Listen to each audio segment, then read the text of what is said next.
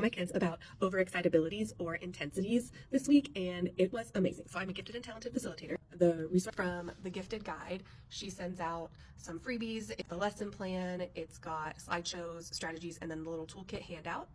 I started by reading giraffe problems because in the book, the giraffe doesn't like something about himself, his neck, but he sees it from a different perspective, and then he realizes that it is actually useful and he kind of likes it.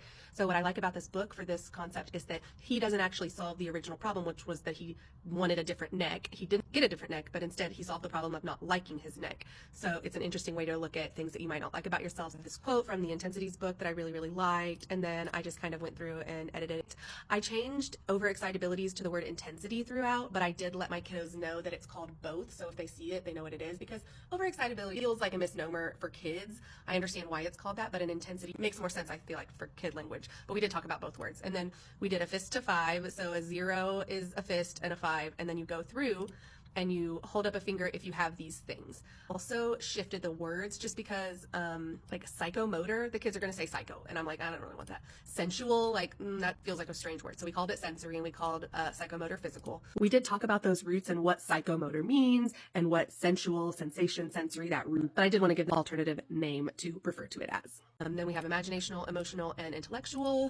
Especially when I'm first introducing the intensity, it's really important to highlight the fact that none of the examples or the intensities themselves were actually negative things. And we talked about how like sometimes having strong emotions can feel negative and it can be seen as a negative. So it was really important to me to talk about that piece of it as well, that there are pros and cons, positives and negatives to these things, just like there is anything else, but that having one intensity versus another intensity doesn't make you better than or worse than, that these are just how they are. It's just how you are. You know, it's like if you have blue eyes or if you have brown eyes, one is not better than the other. And I teach this again next year. I will start with the bullets or the examples, and then I will show them what it relates to at the end.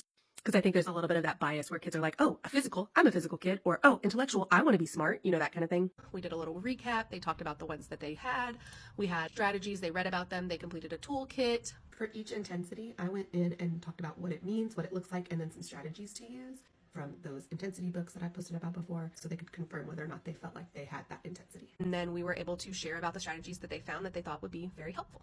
Everybody has these intensities. Some people just have more than others. And research finds kids in GT often have more intensities in more of these categories. So if you're interested in teaching that, please check out the Gifted Guide. She has amazing resources for free and purchase on her website. She's really wonderful.